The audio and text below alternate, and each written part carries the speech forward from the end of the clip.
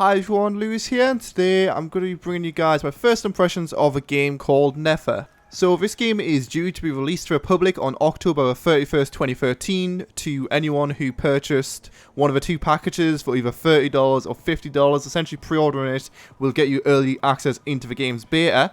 And the game claims to be a post-apocalyptic MMO which is currently being developed by Fossifer Game Studio and being published by Nether Productions. Most of you guys have probably heard of this game already. The main reason I'm actually doing a video covering it is because of the sheer amount of marketing which the game has really got so far. IGN, for example, said that the game's combat feels fast and fluid.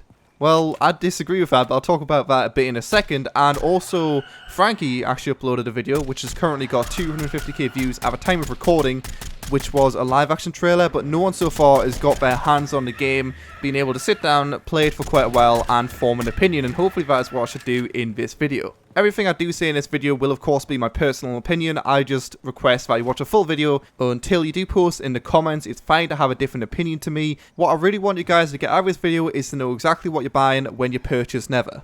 I'm sure there's a lot of people similar to me out there who get really excited when there is a new game in the genre which they enjoy, an open world PvP survival kind of game, and this game does do that. It is an open world, it is actually a really well done environment, but it has a lot of key issues which I do really need to talk about a bit. And it's also got a lot of similarities, which is really weird actually, to a game which got a lot of really negative response, which I'm sure many of you guys know about already. If you don't, then where the hell have you been? But it's Infestation Survivor Stories, aka the War Z. If you want the TLDR of what this game is, it's essentially what the War Z is like right now, except it runs about 10 times worse. It's in a city, like I said, a very nice looking city, and the zombies have been replaced by these creatures called Nether. To talk a bit about the similarities between this game and War Z, if you've never played that before, I guess you can form your own opinions on what you feel about all these things, but they all added together to make a game which was a lot about loot hoarding, killing on sight. Was no possible player interaction really in that game, and not to say it was terrible. I mean, if you do know how to play it properly, it can be enjoyable, you know, having the clan battles and whatnot, and just getting the better gear kind of thing. And I guess you could do a similar thing with Nether, but it's kind of like what War Z was like when it first came out. So when you first hop into a server, you will be able to pick between one of 4 different characters. You're able to customize your character. You get XP when you kill Nether and players in game, which you can then use on points for skills in guns, stamina, survival, all that stuff along the right. Although your level is reset every time you die right now. The amount of money you've got, the Nether gold you've got, which is actually a really important thing, which I'll talk about in a second. But as a whole, it's nothing too amazing. But when you look at this character creation screen and then look at the War Z, you start to see some similarities. But I mean, so far so good. Even the best of games will take features from other games to then improve on them and make a final product which is much better. That is something Nether could have been and something I wanted Nether to be.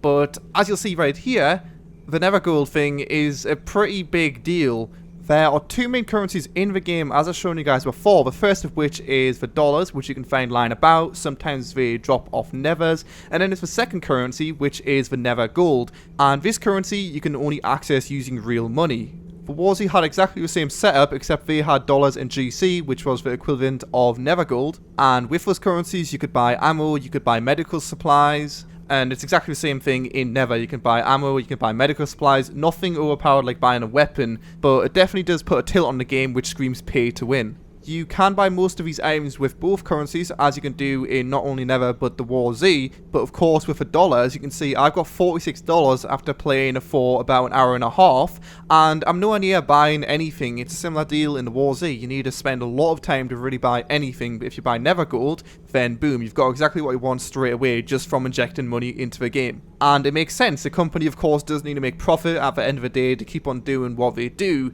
but is it really necessary to make the game either $30 or $50 as a pre-order kind of cheap price? I'm not sure if it'll go up in the future or something, but of course that is a limited time offer to get access to it, early access as they claim, and then on top of that putting this kind of marketing game where you're just able to ship money into it and get everything you want. And I thought I'd rewind just for a second to show you guys yet another similarity between the games. You can see in the top left, if you haven't noticed already, this game also features a global inventory, and I'm sure there's a lot of debate as to whether it's a good feature or a bad feature, but it works almost exactly the same as it does in the War Z. Just press M to open up your map and then walk to one of the safe zones located around the map, normally indicated by a house symbol. I think it's the same in the War Z, but either way they are indicated on the map.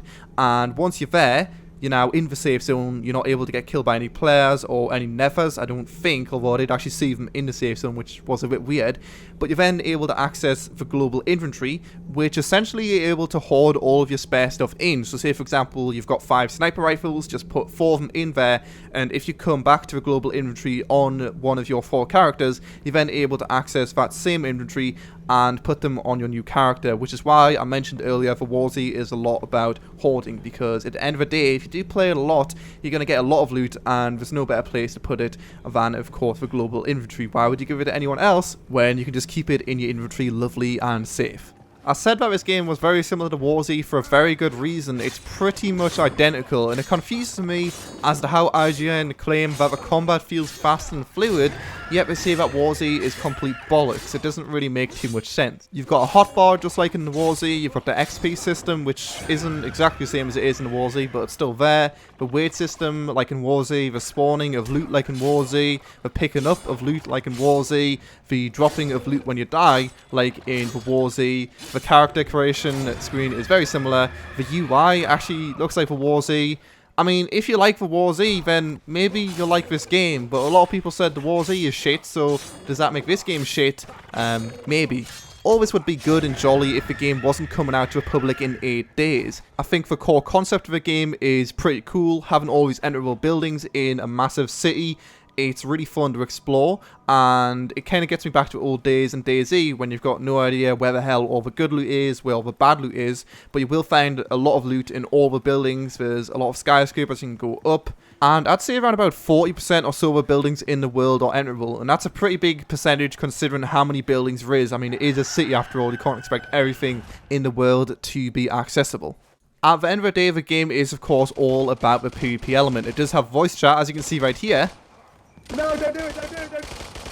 Someone getting murdered in the streets, it's beautiful. But I feel because of all the similarities with the Warzy, it's probably going to end up exactly the same. Killing on sight to everyone, although there is voice chat in the game. I doubt anyone will ever really use it to be friendly with other people. There's no real reason to do it. Why not just go ahead and kill them, get an extra number on your character stat sheet. Oh, you kill an extra bandit. Truly amazing, 10 out of 10, and then steal all of their loot. I talked about it briefly before as well, but I'm sure some people might be curious about the performance, and I do realize, of course, it is alpha. A lot of the time I will try to ignore bugs in a lot of the games I play, but the game reminded me way too much of a Warzy, although I did get my money's worth, I'd say, out of that, and I'd imagine I'll probably still play Nether. Maybe it'll change in the future, but it's coming out to the public, like I said, 3 times now, in 8 days, and I think most of the time when recording, you probably have managed to count for FPS at some parts in this video. It ranged from anywhere as low as 9 FPS up to around about 25 FPS. Of course, if I do look at the ground or look away from the city, I'm going to get somewhere as high as, I don't know, 50 FPS. But whenever I was looking into the city, I would get a constant, extremely low FPS, which really just ruined the PvP for me and made the Nethers more of an annoyance than a really scary threat in something which you want to dodge. If this was a pre-alpha, I wasn't allowed to record any footage or share my opinions with you guys, I'd understand perfectly. I think for the game, it's gone pretty good so far. It's just been announced recently, and I'd say it could be a really interesting game if it is done well, as is every game in the genre. That's all I've ever wanted, a game in the genre which is done well, consistent updates, and really good PR, marketing, all that kind of stuff. But nothing has really done that so far. I thought Nether might be it, but it's not. I mean, if you look at the screenshots on the website of the game compared to what it looks like in the actual game itself, it's a real shock, and it actually reminds me again of a Warzy when that first was announced and they showed some screenshots of like these massive cities that just never were in the full game. Some of you guys might even remember when I made a video talking about how the Warzy was pretty much a lie. I only really make these videos which are really negative when I feel it's something which a lot of people might be misled by. And these screenshots are definitely misleading. Would I personally buy the game after looking at the screenshots on the website? Well, yeah, I probably would. Would I buy the game after watching this video? Probably not, since I didn't like the Warzy. This game is actually on a completely different engine to the Warzy. It's running on Unreal, and I was really surprised by the performance as a whole. I think the issue is going to be there forever. It's not an issue which can be fixed as far as I know. It just seems like whatever direction you look, it just draws the entire city, and your computer explodes. And just as a reminder, my computer does not suck. I've got a 670, 2600K. It's a good PC, you know, which should run something like this perfectly fine. You can see the place I'm in right now, a market.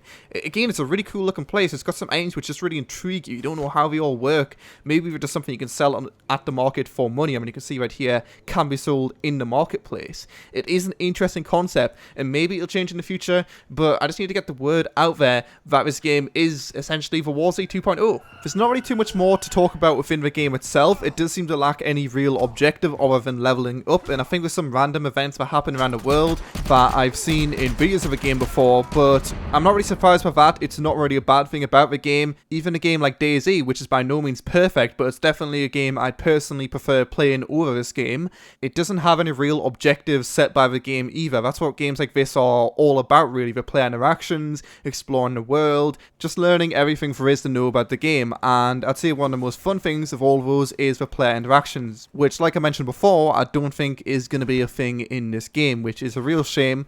And it's something I'm excited to see how it's going to work in DayZ standalone, with all of those options, with the players interacting with one another, being able to actually do robberies and whatnot. Like, that's something you're never going to see in War Z, and never, just because of how they're built.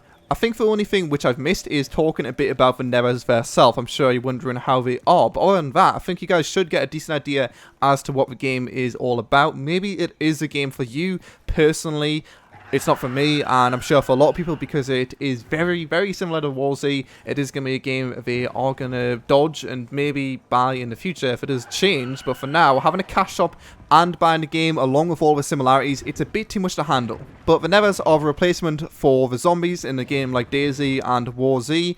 These guys will follow you around. They're not too strong in terms of their damage. They are also not too strong in terms of how much HP they actually have. But because they possess the ability to teleport, some of them can spit toxic waste in your face and make you blind. They're very annoying to deal with when you first start up the game. I'm sure it's a similar deal with DayZ and the War Z. It's probably just a case of getting used to them. But I'd say as an enemy, they are actually pretty interesting. The animations and whatnot, when you kill them, it is a bit dodgy. We just fall through the floor kind of thing, but I'd say they're a pretty interesting enemy. Because they can't teleport, and it is actually really easy to come across a gun in this game, which is another reason why I think killing on sight will be a really big thing. They are pretty easy to deal with unless you get stuck in a corner, as I did earlier. As long as you've got a weapon, you'll deal with them fine. Since you do spawn with a kitchen knife, sometimes you will have a bit of a struggle killing all of ones which you've got aggro of. But I'd say they're just a pretty good enemy. They're not annoying like zombies in even DayZ, where they teleport through, well, these things actually do teleport, but zombies in DayZ, of course, they can hit you through walls, break your legs. These guys don't do anything annoying. They just want to have a hug, chill out, just smash them in the head a few times with a hammer, and they'll fall over and say goodbye by magically teleporting through the floor. So in conclusion, would I recommend picking up this game? Well, if you answered that question, you probably skipped the end for some reason, didn't watch for 12 minutes before now, but no, I wouldn't. Maybe it will change in the future. I am very optimistic. I would have loved this game to be great, but it is not what I am looking for in a game like this. I'm just telling you guys my honest opinions, and drawing the similarities to War Z will, I'm sure, give many people a very good idea as to what this game is like, because a lot of people, even though some people might have hated it when they played it, they've probably played it at some point or another if interested in this kind of genre. I actually try to avoid showing you guys the ugly stuff in this game, but trust me, there's a lot of weird stuff like invisible walls. When it comes out next week, it's going to be in the beta stage. Even, in fact, when I was recording, this is the alpha stage of Soviet claims, so I can't really say, oh, it's full of bugs, it's terrible. But right now, it crashes, you can't change the resolution, there's no graphic options, there's a lot of missing sounds, the sounds don't sync up properly. I did actually try to show the good things of the game in the video despite me not enjoying it. But anyway, since you guys have watched the end of the video, it means you can now tell me what you think. That is, if you actually want to tell me what you think, or if you think I'm wrong. I'll try to reply to lots of the comments, so if you guys have got any questions about the game or anything like that, feel free to comment and I will try to answer your questions, queries or arguments if you are in the angry mood. The world's massive, the environments are nice, but the game runs really badly, and because it's so similar to the War Z, it of course has all the same issues as the War Z had. The devs are clearly pushing out the game very early to cash in on the massive hype around DayZ Standalone and other games in the genre. It's got a cash shop, it costs quite a lot of money, it runs like shit.